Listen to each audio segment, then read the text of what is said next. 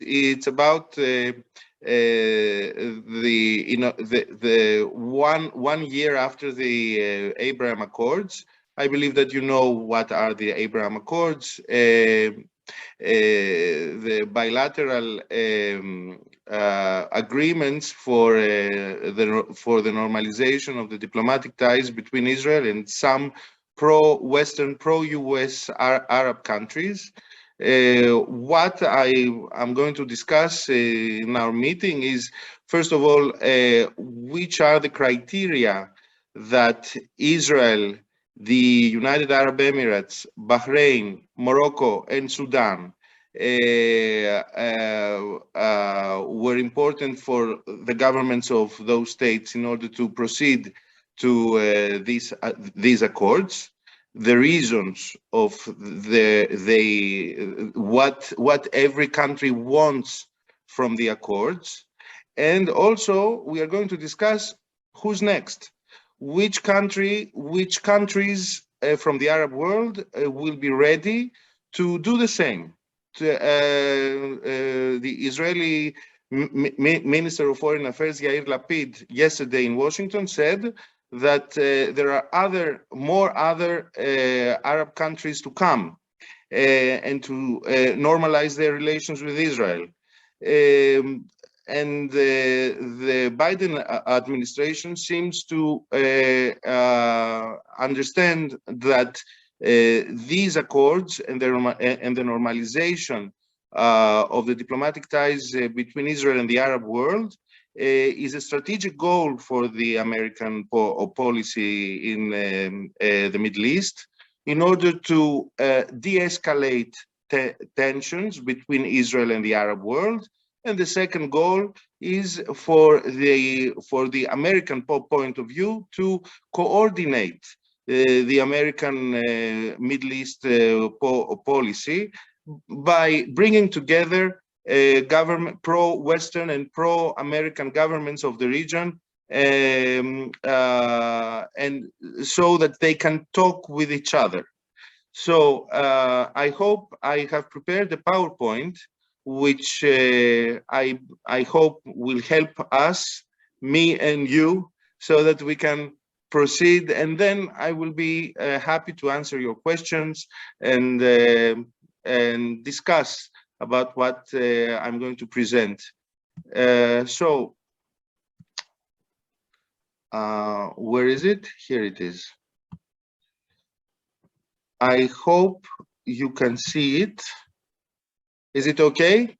Yes. So we are going to discuss about the first anniversary of the Abraham Accords. Israel, United Arab Emirates, Bahrain, Morocco, Sudan, and who's next? Let's start with Israel. What is the reason that it is important for the Israeli government to sign those accords? First of all, it is Israel always wants to become a legitimate party in the region, in the Middle East, and now, and of course, in the Arab world. If in our meeting last year, I started my presentation by quoting Golda Meir,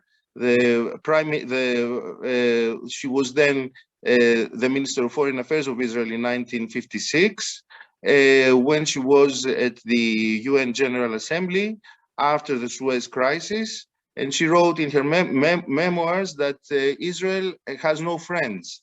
Israel is isolated. And actually, the state of Israel at that time was isolated in its neighborhood in the Middle East. Now things have changed, and we will see how this happened. But it has, as you know, since the Palestinian issue is still unresolved, Israel is a non-legitimate player in the Middle East in regards with the other Arab countries and the Arab world in general. And what Israel seeks, security cooperation, financial cooperation with its neighbors, the Trump administration offered the opportunity to the Israelis to start to talk with the Arab world, putting aside the Palestinian issue. Biden, this does not agree with the priorities of the Biden administration, but in any case, when the Abraham Accords were signed, this was the framework of the American and the Israeli joint effort. Formation of a new political culture in the Arab-Israeli conflict. This is very important because, as you might know, I am sure you know that Israel has diplomatic ties, had diplomatic ties with Egypt and Jordan. Egypt with the Camp David Accords in 1978, Jordan after the Oslo Accords in 1993. And they have formed a political culture that the communication between Israel and those two Arab states were government to government, not people to people. This was the main issue that Israel is facing with its relations with Egypt and Jordan until now, even after the signing of the Abraham Accords. And now, with the Abraham Accords, bringing in the picture also the financial aspect of the cooperation between Israel and the Arab world, and the entrepreneurship and people-to-people contact with tourism and culture. This is the new element that the Israeli foreign policy wants to build with the Arab world, and Abraham Accords is the tool that might enable this kind of a changing of the political culture between the Arab-Israelis, between Arab and Israelis as persons, as entrepreneurs, as financial active individuals, financially active individuals. Israel wants to find a common ground with the pro-Western Arab regimes, and the pro-Western Arab regimes are those who have moderate Sunni governments. And moderate Sunni governments, most of them are in the Gulf.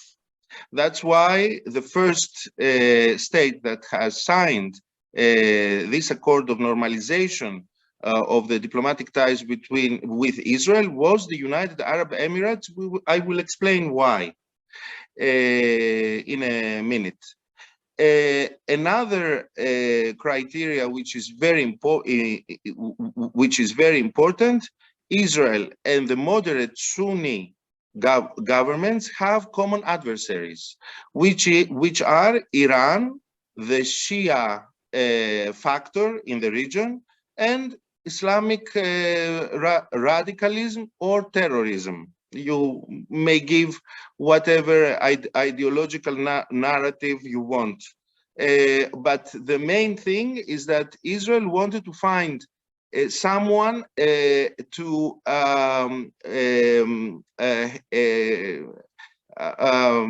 some governments that they have common adversaries, and promoting common goals and interests. About the common goals and interests, I will continue by analyzing which are the common goals each country, Arab country, has signed those accords with Israel this last year, so that we can understand how does this work and why those governments did not follow the norm of the Arab world, who did not, which was unwilling to talk with Israel unless there is a solution in the Palestinian issue. So let's go with the first Arab country that signed the normalization. It was in August last year, 13th of August. I remember it. It is my birthday. That's why I remember the name. I cannot remember any other many dates. The first thing of the agenda that we heard from the Emirates was that they wanted to promote entrepreneurship. Israel and the United Arab Emirates are two countries with very vital financial life. Both of them have the same, approximately the same market, internal market. They both have done many things in high-tech technology. And what the Emiratis think of Israel is that they could be a very good partner in order to coordinate their financial entrepreneurship outside of the Middle East in an international level. And there are some good examples actually in the States.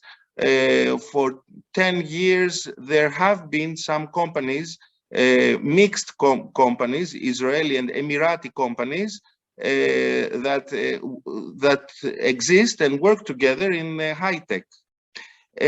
So finance is the main goal that the Emiratis wanted to achieve. And in a strategic level, Israel and the Emirates have a common adversary, which is Iran. At the same time, the decision of Abu Dhabi, of the Emirati government, was to facilitate Saudi Arabian policy in the region and internationally. Saudi Arabia, as we will see in the in a later part of my presentation, despite the fact that Riyadh has behind the doors communication and cooperation with the Israelis, because the king of Saudi Arabia is the custodian of the two holy mosques, the Saudi Arabian diplomacy wants to do its entrance and to normalize its ties with Israel only when a solution of the Palestinian issue is tangible. And we have also to we have to stress also another important factor that has affected the UAE's decision to normalize its relations with Israel, the antagonism that there is with Qatar in the level within the Gulf, within the GCC, in the Arab world, and internationally, financially and strategically. So the UAE seems to be willing to have a role and in the framework and within the framework of the Israeli and Palestinian Authority relations, and also with the relations between Israel and Hamas. Qatar is very active in the problem of Gaza, as we will see afterwards. And the UAE wants to follow this example in order to give an alternative to the Israelis to find another channel of communication and with the Hamas Authority in Gaza. This might help also Egypt, that has a role in the problem of Gaza, and Egypt would like to have an alternative outside of Qatar. And how all this starts?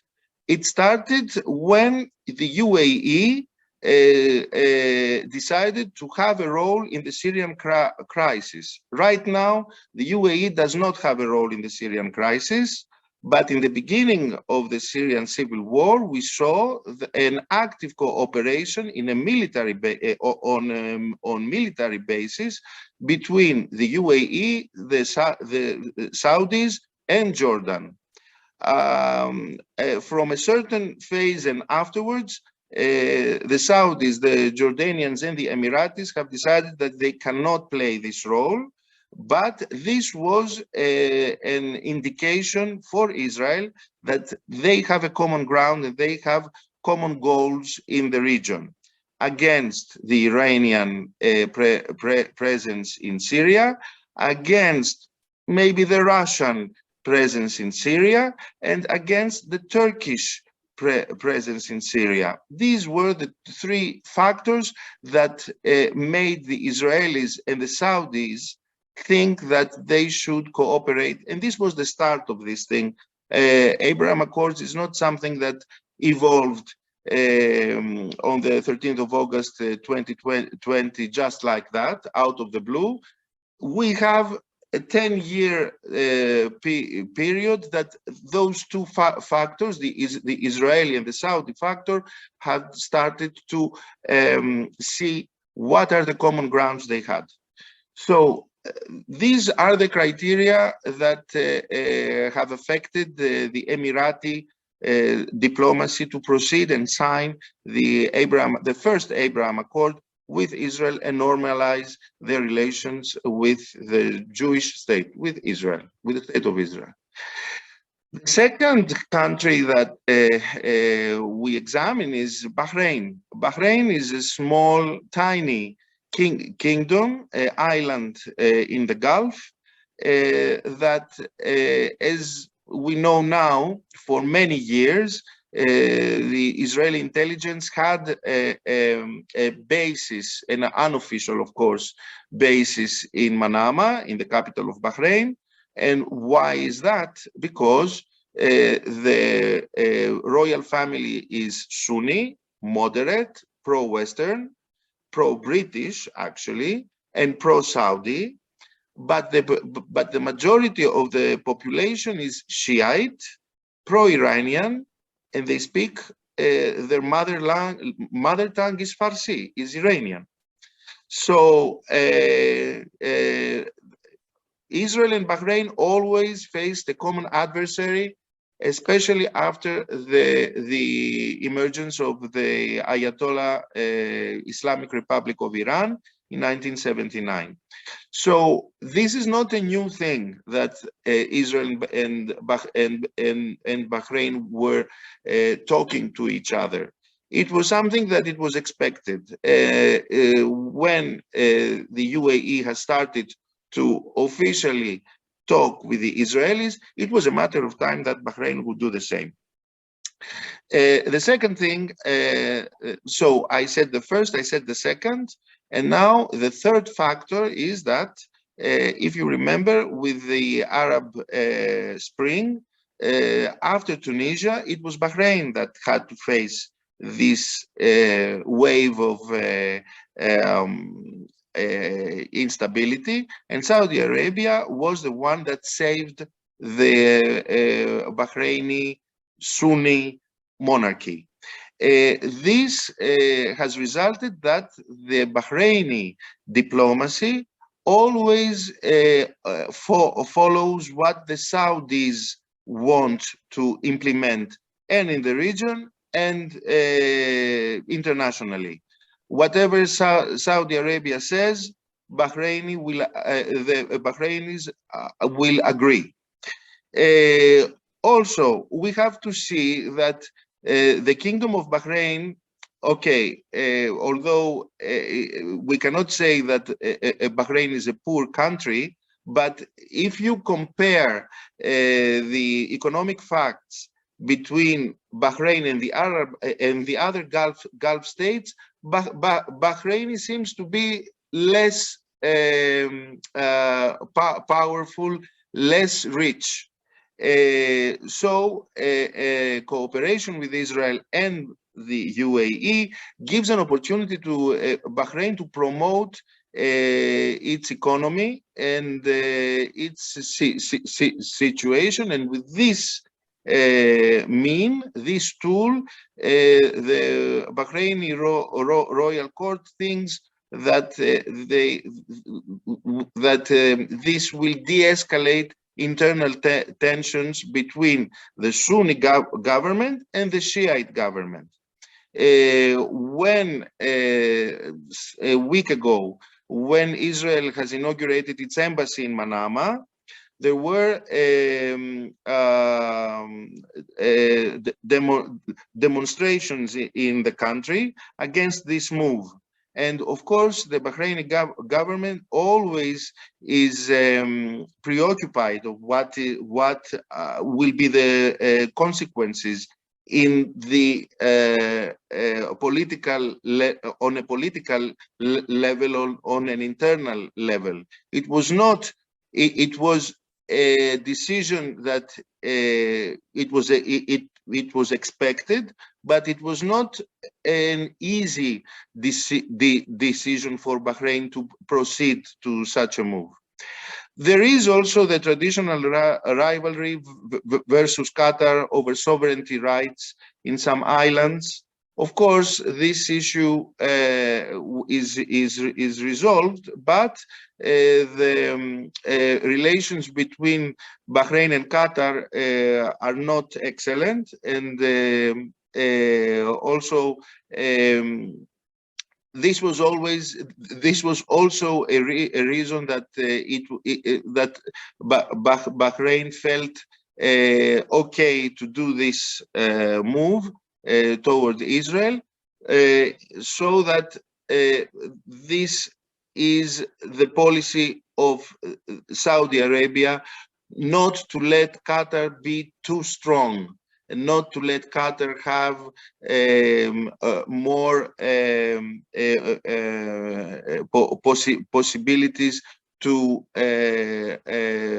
promote its own agenda in the region. And as I told you before, Bahrain is a country that historically was a part of the Persian nationalistic movements, is a place that the locals, most of the locals, are familiar and sympathetic and friendly towards their towards Iran, and it is a very good place for intelligence cooperation against Iran. And of course, the Abraham Accords, this we will not know, because as you know, intelligence is not for everybody. It is more than clear that Israel and Bahrain are cooperating in that level as well, and they will continue to do so. While the tensions with Iran, as you see in the news, are escalating, and we might see something. It is possible that we will see this escalation in the next months. It is possible. So if we have this possibility in mind, it is easy to understand why Bahrain has decided to normalize its relations with Israel. The third country, very interesting, is Morocco, West Africa, Northwest Africa. Morocco and Israel had contacts even back in the 1980s. The contacts between Israel and Morocco were all non-official, but they existed. And Morocco is considered to be one of the most also, it is a remote country from the geographical point of view. The truth is that the Palestinian issue was never high in the Moroccan agenda. What is the main common thing between Israel and Morocco? They have very similar sovereignty issues. In 1967, Israel has under its control the Golan Heights, The UN and the international community do not recognize Israeli sovereignty in the Golan Heights. It is considered as a occupied territory, Syrian occupied territory. The Trump administration has made the move to recognize Israeli sovereignty on the Golan Heights. When Morocco was asked to sign the Abraham Accords, Morocco wanted something to obtain. And since Morocco occupies West Sahara, according to the UN and international community, is considered as a occupied land. The Trump administration has recognized Moroccan sovereignty over West Sahara. So you see the two common goals. Israel wants to to legitimize its presence in the Golan Heights. Morocco wants to legitimize its presence in West Sahara. And the facilitator, the United States, back in the era of Donald Trump, has offered this opportunity to both parts of the Abraham Accords. A second thing is that the Abraham Accords and the strengthening of the ties between Morocco and Israel brought Morocco near to the American factor. So after the recognition from the states of Moroccan sovereignty in Western Sahara, in West Sahara, we have the US-Moroccan arms deal, and the states are in favor of the Moroccan plan to give autonomy in Western Sahara, which means that under Moroccan sovereignty, Morocco has decided to give the framework of autonomy in order to legitimize its presence in this region. The Biden administration has some reserves about this Moroccan plan, but at the end we see that the states have accepted this Moroccan formula in order to legitimize its presence in that piece of land, which is quite big, actually.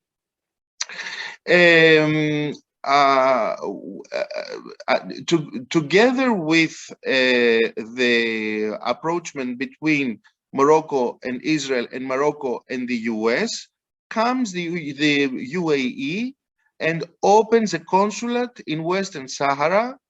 And by this move, the UAE recognizes Moroccan presence in Western Sahara.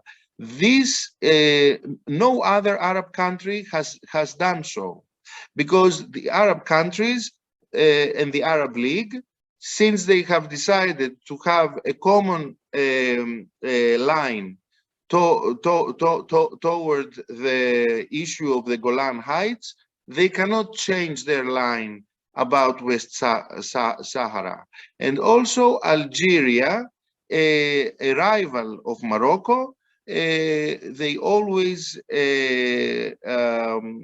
are against the Moroccan presence in Western Sahara.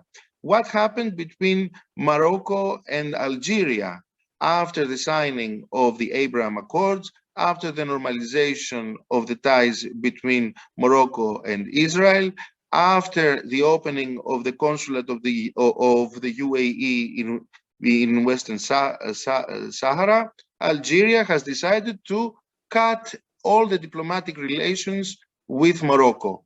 And 2 weeks, this happened 2 months ago. And 1 month ago, Algeria even decided to close its air space to any Moroccan aircraft. Morocco and Algeria do not have diplomatic relations while we are talking now. And this is a result of the Abraham Accords and the support of the US and the UAE and the Saudi factor of the presence of Morocco in Western Sahara. And what it is still a common goal for Israel and Morocco: finance, economy, tourism, military and security logistics. Tourism, you might know that before the establishment of the State of Israel, there was a big, rich, lawful to the king of Morocco Jewish community, and Morocco, despite the fact that most of the Jews of Morocco came to Israel and took Israeli citizenship, according to the laws, to the Moroccan law, whenever they decide to, they can return to Morocco and gain their citizenship back. The Moroccan Jews who live in Israel share good memories about their life in Morocco. And now that the airlines have opened just some weeks ago, we see Israeli tourists visiting the land of their ancestors, and that's Morocco. So this is a new aspect of cooperation, person to person, not only government to government, person to person. So the common thing that we see in the Abraham Accords between Israel and the UAE, Israel and Morocco, it is not only a government to government cooperation, is even person to person cooperation. I hope my English, I hope you do understand what I am saying. English is not my mother tongue. I hope you understand me. And okay, good. And Sudan. Sudan is a very peculiar, and it's a case of its own. Sudan for many decades was a country that supported Islamist radicalism, and it was in the same team of group of countries that supported ISIS and terrorism and radicalism, such as Iran, Hezbollah, Hamas, and Sudan was one of the countries, and Yemen, though this was the group of the countries that they were considered as supporters of terrorism. And Sudan, after having faced a civil war, and after losing southern Sudan, about which we are going to talk in a little while, the National Unity Government has decided that Sudan should not remain as a pariah state. So since 2011, Sudan has decided to cut its ties with Iran. And in 2015, Sudan has decided to back Saudi Arabia in the civil war of Yemen. And gradually, we see Sudan moving to the west. So the Abraham Accords was a good opportunity for the Sudanese government to strengthen its ties with the Sunni and Saudi Arab factor in a official way, to stop being one of the countries that allegedly are supporting Islamic terrorist groups. And of course, they wanted to broaden their partnership with the US, with the West, and the international community. As you know, Sudan is a poor country, so the Abraham Accords and the and the westernization of its policy, they hope that this will bring financial progress, humanitarian aid, and this will bring stability with Egypt, with South Sudan, and with Ethiopia, another pro-Western state of Africa, very important. The problem with Sudan is that the Abraham Accords is not a factor that is helping its internal stability. 1 month ago or 3 weeks ago, there was a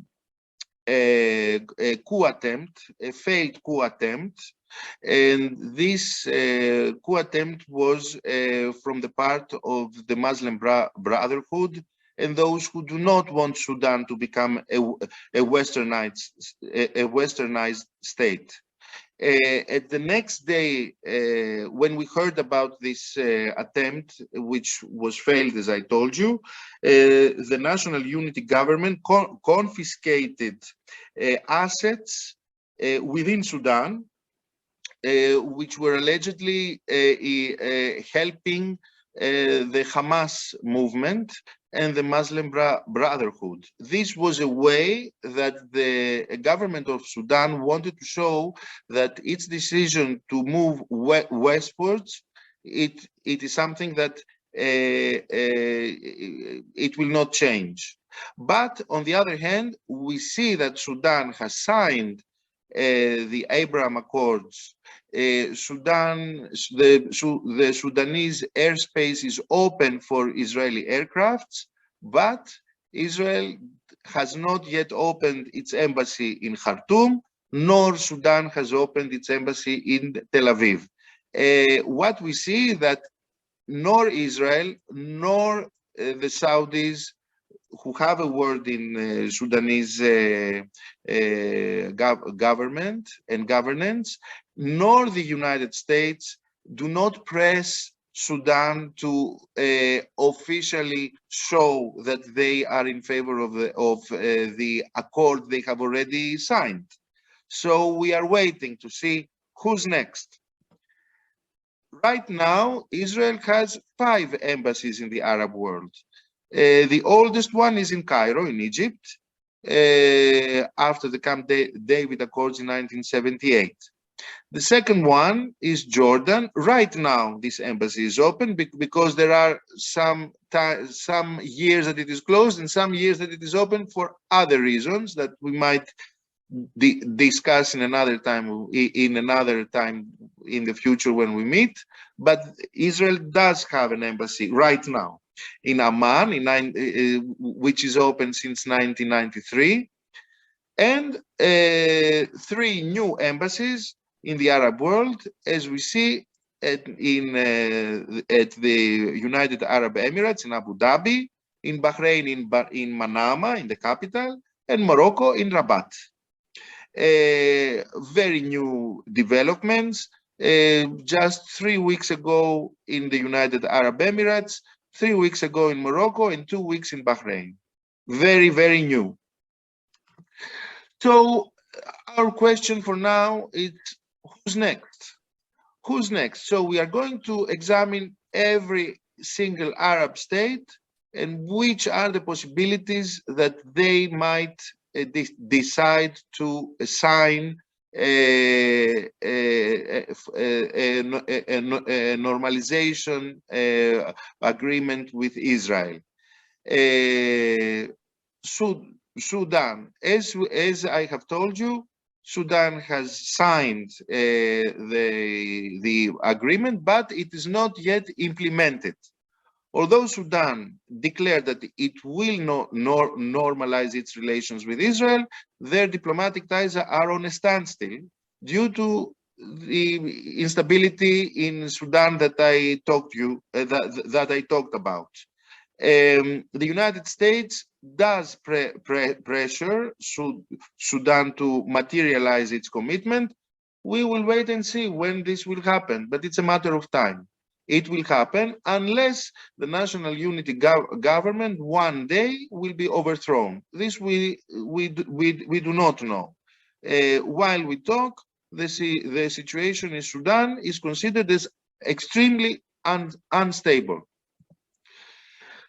Syria and Libya, they have a civil war. So there, the answer is easy. Once two countries have a civil war, they are very preoccupied what is going on in their internal scene, and less preoccupied what is going on on a purely diplomatic level. Lebanon, financial crisis. It is the stronghold of Hezbollah. Hezbollah, a group that it is a political party and also a military factor that controls the political environment in Lebanon. And Hezbollah, as you know, is Shiite and pro-Iranian. So the possibilities that Lebanon will sign any kind of normalization of its ties with Israel is minimal, is non-existent. Of course, there is a continuation of a negotiation about an agreement over sea borders between the Israeli and the Lebanese exclusive economic zone, because both countries are interested for their energy efficiency. But and the Israelis and the Lebanese officials say and stress that even if they would agree over their sea borders and their EEZs, this could not end up to diplomatic the normalization of their bilateral ties. As we saw just some hours ago, the escalation of the situation in Lebanon, what has happened in a demonstration 5 hours ago in Beirut, 8 hours ago in Beirut, Lebanon is it is not sure that we will not have a new civil war over there. So as you understand, this is the reason that I put Syria, Libya, and Lebanon in the same slide. Kuwait will be the last Arab state to normalize its relations with Israel. This was the first and the only official statement just after the signing of the first Abraham Accord between Israel and the UAE. Why Kuwait is so negative with the Abraham Accords? I remind that Kuwait is the only Arab state that vanished from the map after the war, when Saddam Hussein of Iraq has occupied Kuwait in August 1999. 1990, excuse me. And if you remember, during the first Gulf War, Kuwait and Israel were two countries that have felt a lot that they were losing the essence of their sovereignty. Kuwait, within 20 hours, was a country that did not exist, and Israel was hit some months later in the center of Tel Aviv, in the center of its cities by the Iraqi Scud rockets. with the signing of the Oslo Accords, Kuwait and Israel began to talk with each other by reminding themselves that they have passed through the same adventures from Iraq. But now things have changed. Kuwait has common borders with Iran. The Shiite community is strong and vital. There is a population of Palestinians that are living for decades in Kuwait, and they did not forget the Palestinian issue, and the Palestinian issue is high on the agenda of the Kuwaiti news. And common borders with Iraq. I remind that southern Iraq has a Shiite majority, which also is pro-Iranian. And for all these things, and due to this trauma that Kuwait has passed after its occupation by Iraq, Saudi Arabia does not act any pressure to the Kuwaiti government in order to come along with the UAE and Bahrain, despite the fact that Kuwait, the Kuwaiti diplomacy has proven very skillful to become a bridge between the Saudis, Qatar, Iran, and Turkey. So Kuwait does not want to lose its neutrality, does not want to endanger its internal security. It has a vital, a vivid political life. Many ideas are heard in the Kuwaiti parliament and in the public discourse. And so Kuwait does not feel safe enough in order to do such a brave or dangerous move. So Kuwait will not be the next country that is going to sign an Abraham Accord unless there is going to be a settlement in the Palestinian issue whatsoever. Qatar. Why should Qatar need to normalize its relations with Israel? A Qatari envoy comes and goes from Qatar to Israel and from Israel to Gaza and from Gaza to Egypt sometimes and returns back and brings money to Hamas, and everything is okay with the Israelis and the government of Netanyahu, ex-government. So Qatar and Israel already talk with each other. And Qatar has already a role in the Israeli and Palestinian issue. So they do not seem to want to do such a move. What would they gain from that?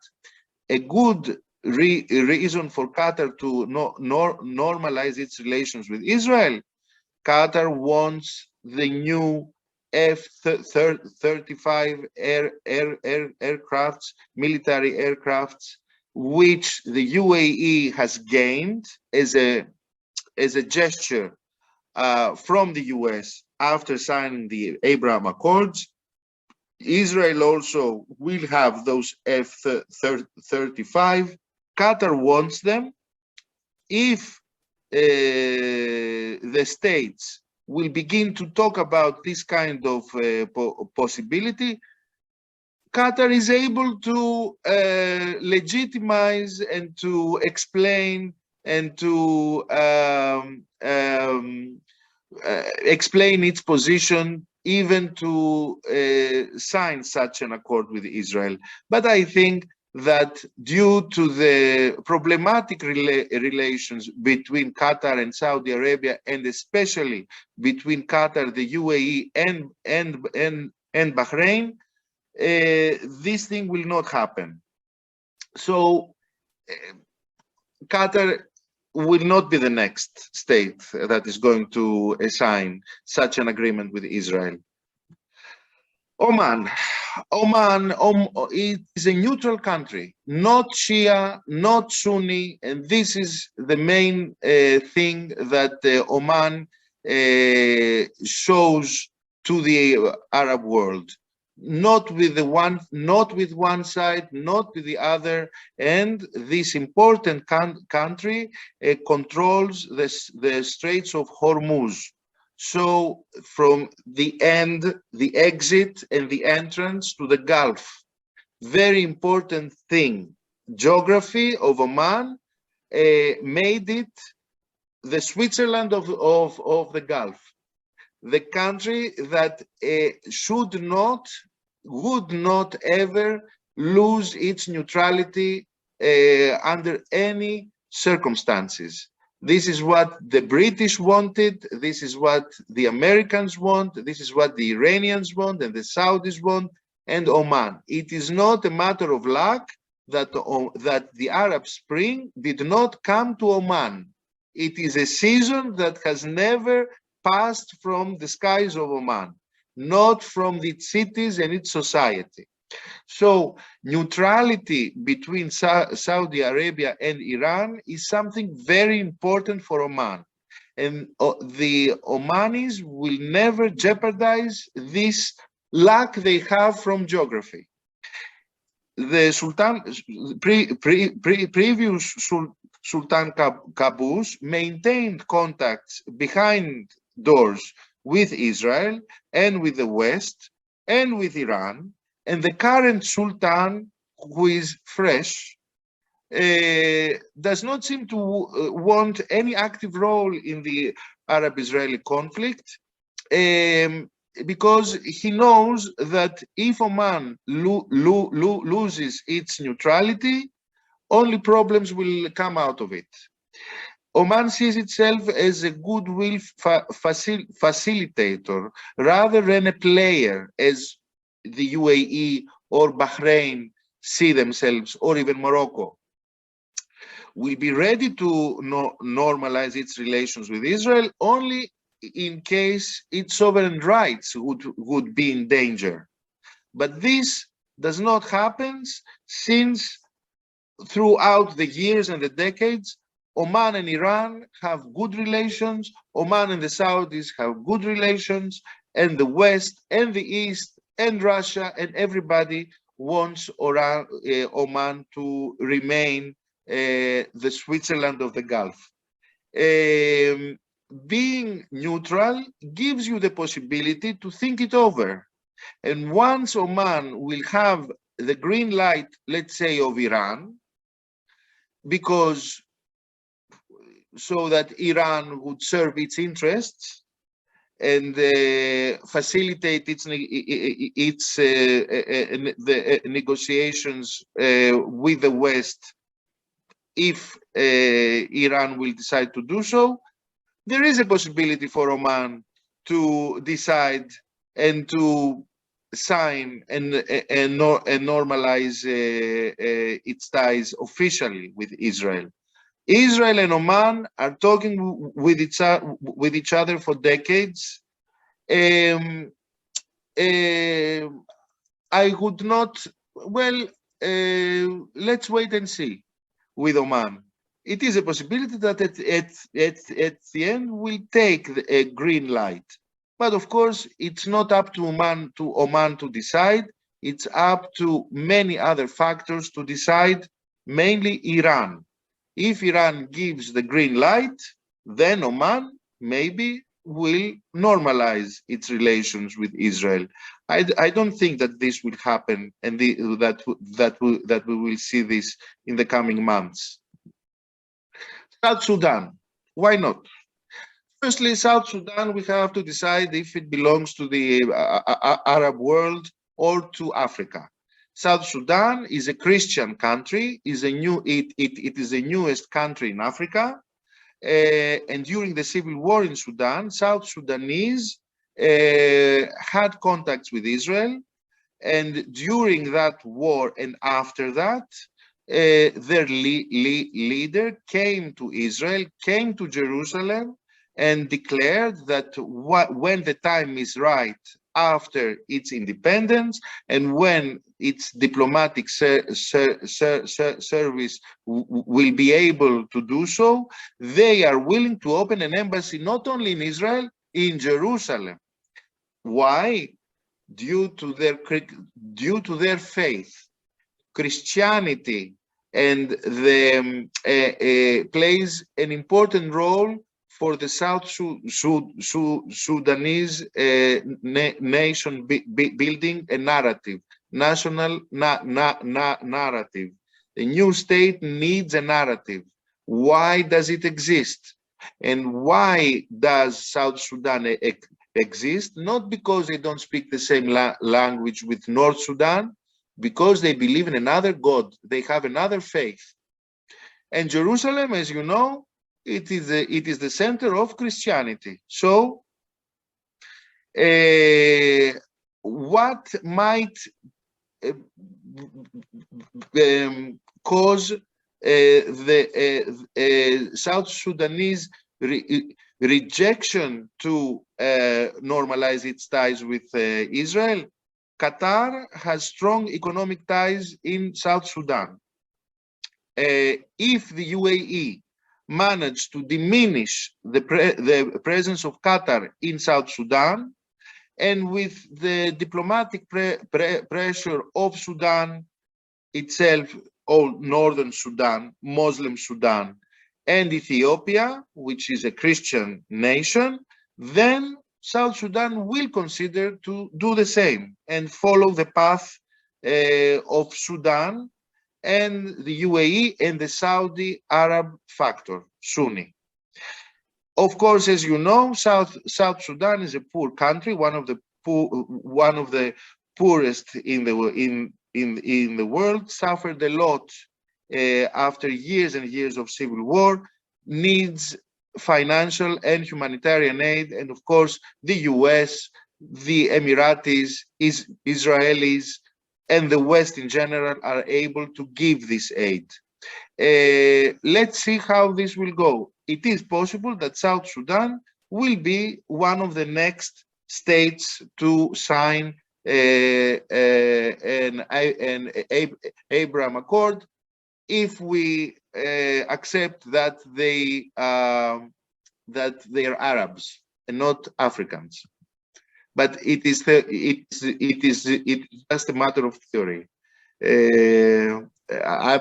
Abraham Accords, it is not a matter only, it is a name that was given with evangelical tendency and narrative by the Trump administration for the reasons that I think that you know more than I do. In Tunisia,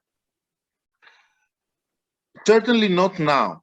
Al-Nahda Islamists control the political system of the country. Tunisia wants to maintain good relations with Algeria. I remind you, Algeria is against Morocco. Morocco has signed the Abraham Accords. Algeria does not want that Morocco is in West Sahara.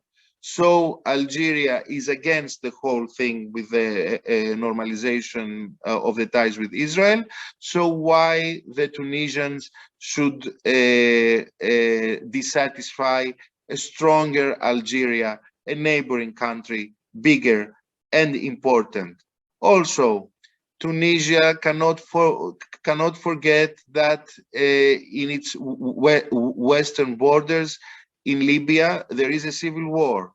They do not want to give any chance, any opportunity to the Islamist groups from Libya to infiltrate into Tunisia and destabilize its system.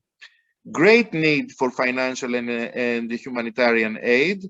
This is true, but also for Tunisia, as you might have heard, they have a new government. Everything is not stable enough, and the multi-party political system that this country has. It is a democracy. It is the most liberal democracy of the Arab world after Lebanon, but Lebanon faces all the problems that you know. Tunisia does not have the luxury to do such a move right now, and internally and in a regional framework. I don't think that Tunisia will normalize its relations with Israel, despite the fact that the Jewish community of Jerba, a little island, the only one that is the only Tunisian island, has good relations with the authorities. And after the Oslo Accords in the 90s, the Jewish community of Jerba played the role of a bridge between Israel and Tunisia. Nobody has forgotten that PLO had its headquarters in Tunisia after the end of the Lebanese civil war. Tunisia was, and Tunis was a target for the Israeli aircrafts because they had there in the center of Tunis the headquarters of the PLO. This is also an historical factor, a trauma that in Tunisia they have never forgotten. And this is also a reason that I do not think that the time is right for the Tunisians to proceed to such a move. And Mauritania. Mauritania is a country, an African country, but also a member of the Arab League, West Africa, South. Its northern borders are common with West Sahara. You remember the story of West Sahara and Morocco. Israel had an embassy in Mauritania until 2009. When we saw that in other countries have cut their ties when the second Intifada was taking place here in Israel, Mauritania was the only Arab country that had diplomatic ties with Israel. The third Arab country that Israel used to have an embassy was in Nouakchott, in Mauritania. The relations between Mauritania and Morocco have improved. And the Moroccan plan for an autonomous West Sahara is not considered as a bad solution for the Mauritanians.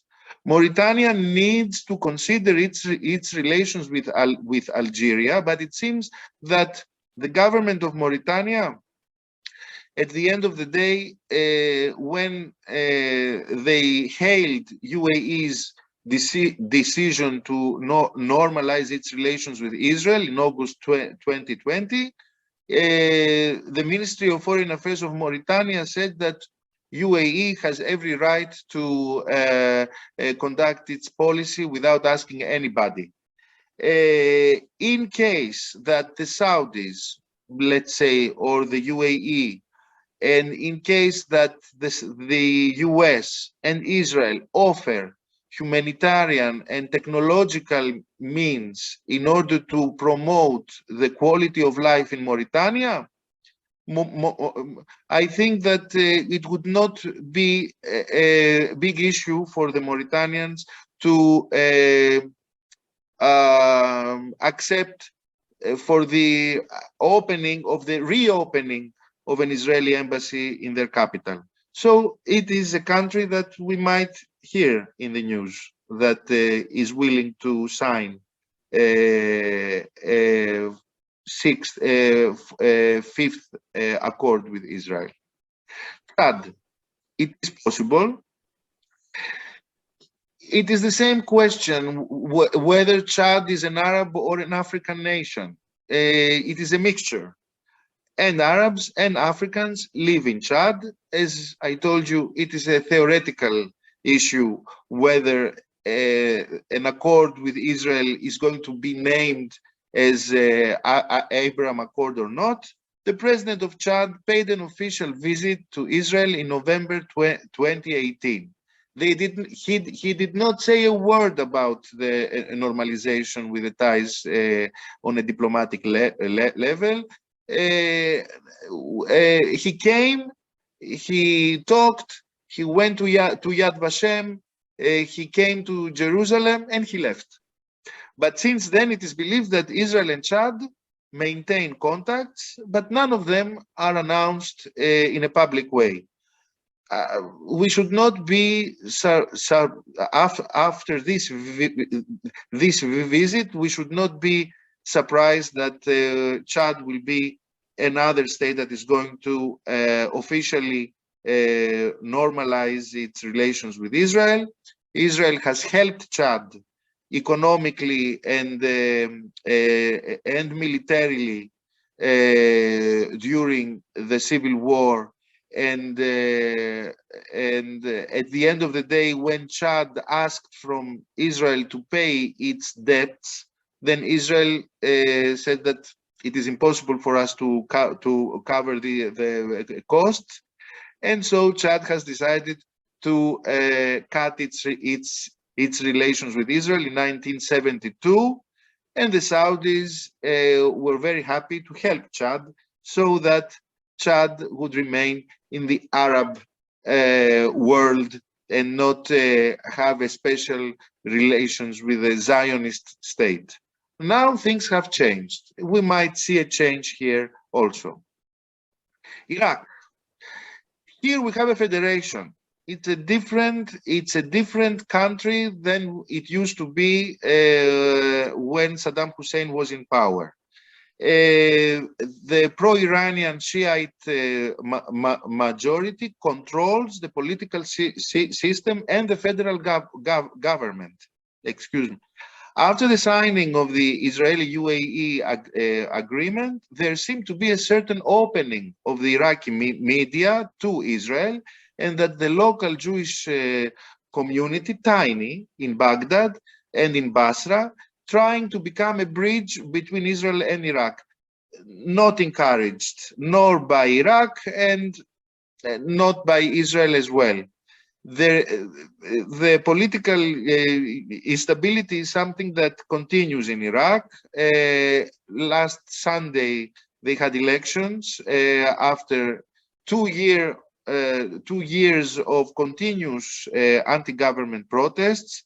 So the criteria, so an Arab government has to be stable in order to do such a move.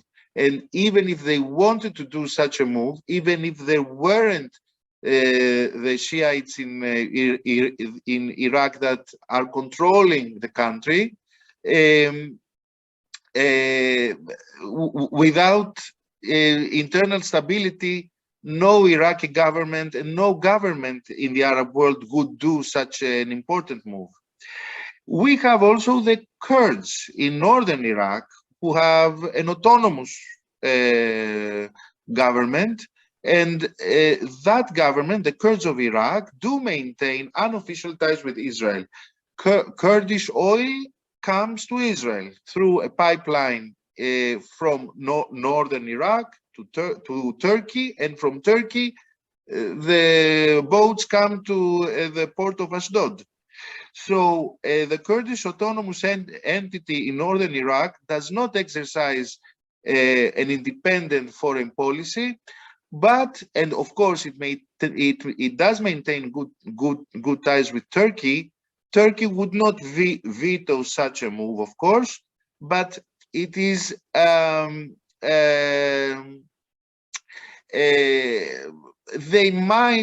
we might see some official-like communication between the Kurds of Iraq and Israel, but as I told you, the federal government of Iraq is the one who decides about such moves of normalizing its ties on a diplomatic level with any other country in the world, and not the autonomous government of the Kurds of North Iraq. So who's next according to what we know right now, Sudan is the country that has signed the Abraham Accord, did not materialize it so far. It is a matter of time to do so, unless the national unity government will not be in power. Mauritania is a country that has no reason not to sign such an agreement with Israel.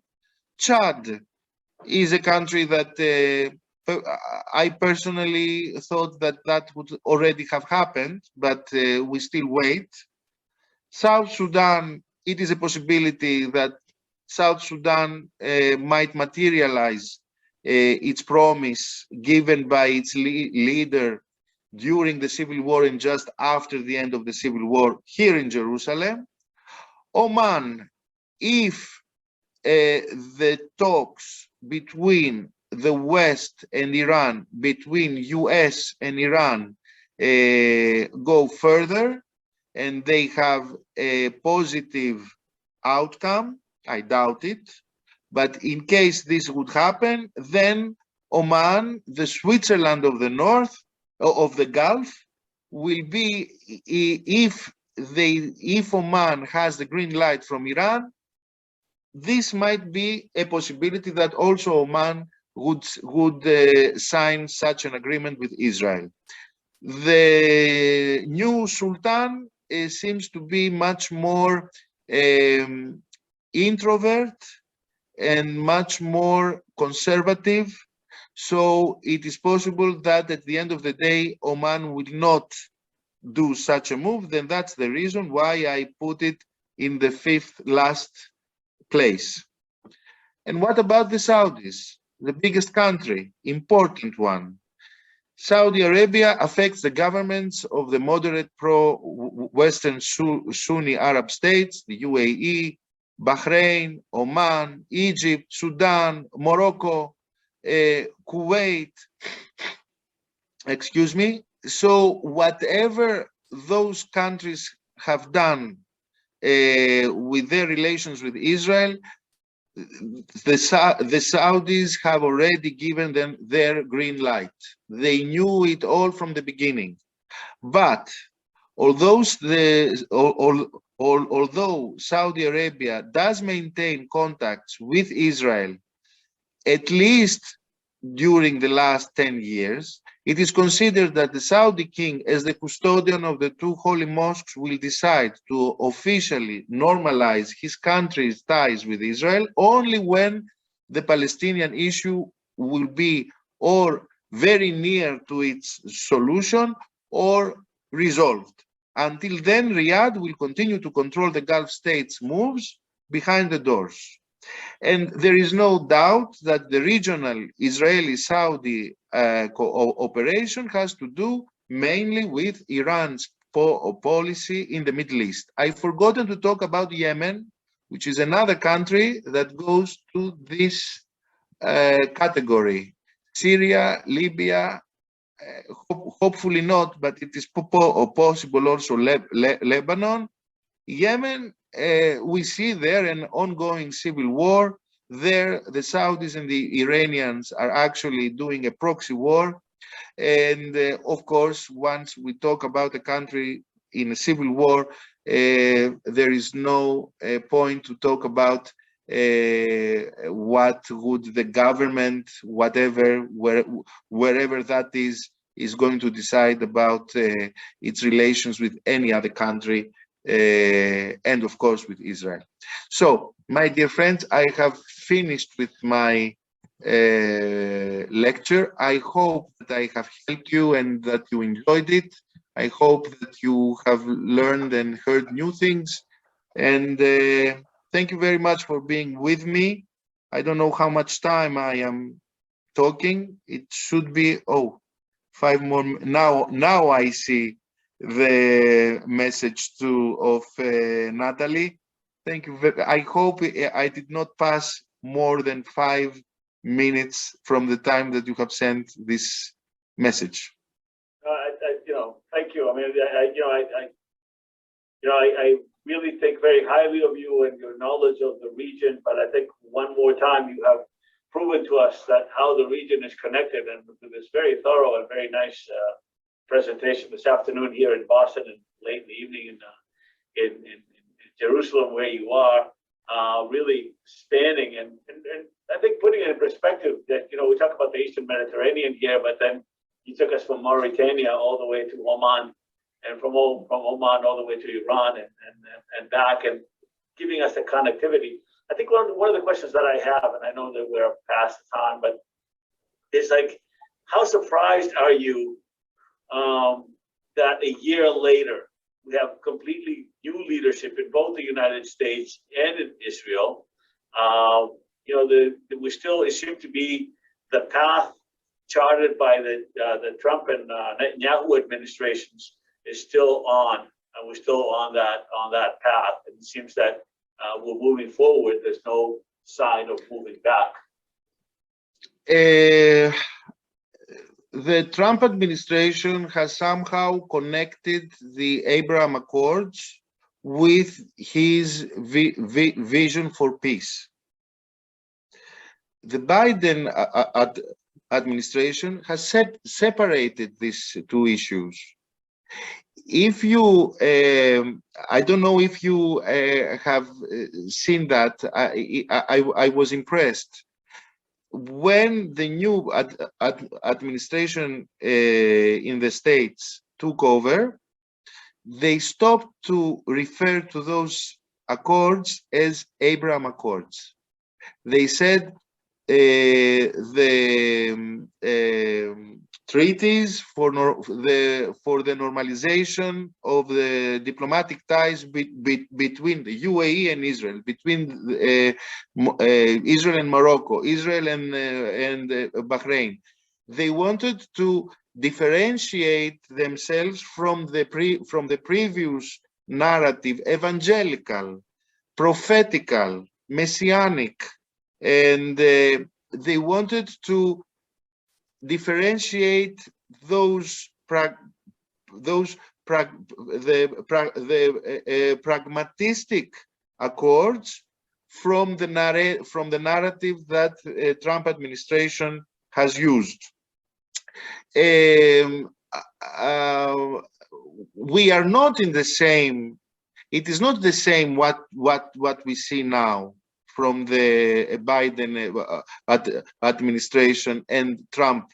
Trump came and said, you Palestinians, you are not okay because you are not doing the right things, and that's why now I give you this plan, and I think that it is good for you, and I decide for you.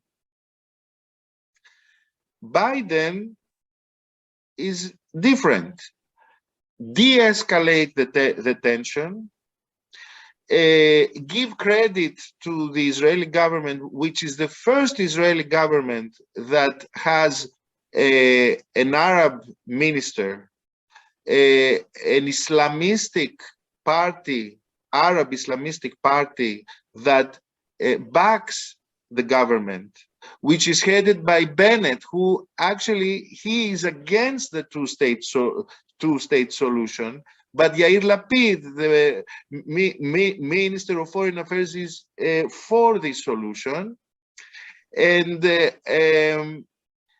Biden and his administration, as we have told in another time that we talked in a seminar some months ago, Biden takes the good things of the aftermath of the Trump era and disconnects all the rest that were created by the previous administration. So some things are the same, some things are the same, but in another context, and other things that were created and told by and promoted by Donald Trump are excluded and forgotten. Let's see what will be the outcome of the tension that does not seem not to escalate between the US and Iran. This is the key. Once we see that the Abraham Accords will become a factor that will de-escalate a tension between the US and Iran, then those accords are going to be used for the right direction. What is the right direction? Peace in the Middle East. As utopian it might sound, but of course there is no doubt that once a country, Israel, exists for nearly 80 years, it has to it is normal to promote for all of us who are not involved in this program, in this problem, in this issue. It is normal that it should have ties with its neighborhood. For every country, no country lives alone. No country is a planet. Every country has borders. Every country has to interact with its neighbors. So it should not be, I mean, signing and normalizing the ties with your neighbor does not mean that you accept that you are defeated by your neighbor. This is not easy to, it is not easy to, for the Arab psyche, it is not easy to accept. And for the Israeli psyche also, it is not easy to accept that from one day to another, you can travel to Dubai and feel free and feel safe. It needs time. The good thing with these accords, it brings the persons together, gives a chance to commerce, economy, money, entrepreneurship, to culture, to tourism. This is the new element that we have with these accords. This is what we did not have with the accord, with the peace agreements with Egypt and Jordan. Maybe it was not the right time then. It was too early. Now we do not know how would be the outcome if Jordan now would sign for such an agreement. It is an hypothetical issue. But what we do have now, it's something better. It's the quality of the framework of the cooperation and of the normalization can be a sustainable thing. This is, I hope I am understood. Yeah, my Greek is better. My Greek is better. And your Hebrew is even better, I hear. So. My Hebrew also. Any more questions? I have a question. So you did mention this before, but I kind of wanted to know, in your opinion, what Arab actor do you think is currently the most progressive in normalizing its diplomatic relations with Israel compared to the other actors you mentioned that are suffering from their own internal problems, like Syria, like Lebanon, like Yemen? It seems like you would say that it was Sudan, am I correct? Or was there another actor that you think is more progressive in terms of stabilizing? What do you mean progressive? What do you mean by saying progressive? So I'm just wondering, like, what country do you see can achieve diplomatic relations with Israel like sooner rather than later? I had those 5 countries. Yeah, I was just wondering, like, is there like one country in particular that you think is above those other countries, or do you think they're kind of all in the same like area? The problem with all the countries in the Middle East, except of Lebanon that has a democracy and Tunisia that has a democracy, The rest of the countries have an authoritarian political system, which means that everything is in the hands of the government. So about the progressiveness, if you mean the progressiveness of the societies or the progressiveness in a social and cultural level, the political societies, I think that there is no answer. I haven't lived in those countries. I have only been in Bahrain for some time, and also in Jordan I have been. These are the only Arab countries that I have spent some time.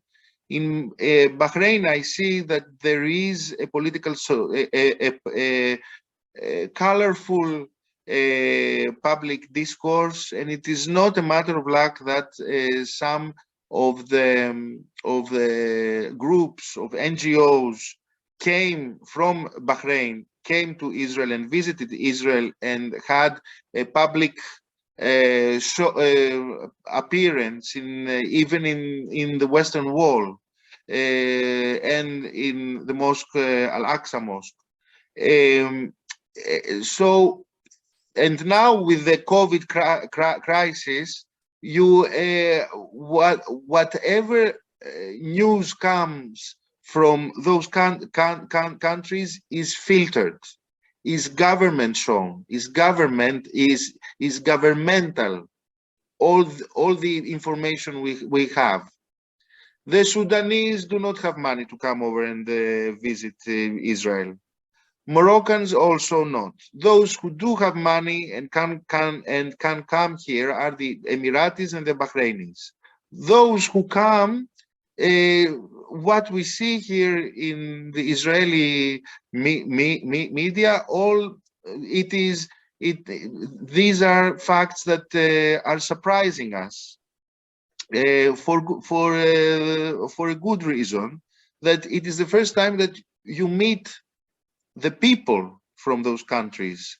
Now, about the countries that have not yet signed a normalization agreement, what I have presented are assessments. And so I put Sudan in the first place because they have already signed the agreement, but the government did not decide to open its embassy in Israel. In a formal way, Sudan is halfway to do the move. The other states, which are introvert. Have you ever seen any entrepreneur or a tourist from South Sudan or Mauritania going around the world? I haven't. We don't know what the locals think about it, but we do know what the governments think about it, and we can guess and we can assess the criteria that they have to think in order to decide what to do. So this list of 5 countries I have mentioned, Sudan, Mauritania, South Sudan, Oman was the last, and another one too that I forget. Chad. These are countries that are introvert. The political parties do not exist there. It's another culture. It's another society. No parliament as we know it in Europe, as you know it in the States. So we see, we assess, we read the announcements, we follow the news, and we come into some conclusions. And next year, when we meet again, then you will see if I was wrong or right. Well, on that note, I'll take the chance and say you will be back again next year to assess this. We have a commitment from Dr. Haritos. I want to thank everybody for being here with us this afternoon and this evening in Jerusalem. We'll be back in a couple of weeks with another Thursday in the Mediterranean. Today, thank you very much for joining us. And I thank you very much, and have a good day in Boston. Now, what time is it over there? It's a little bit after 2 p.m. A little bit after 2 p.m. Early. Very nice. Day is still young. Thank you very much. Thank you. Bye-bye. Bye.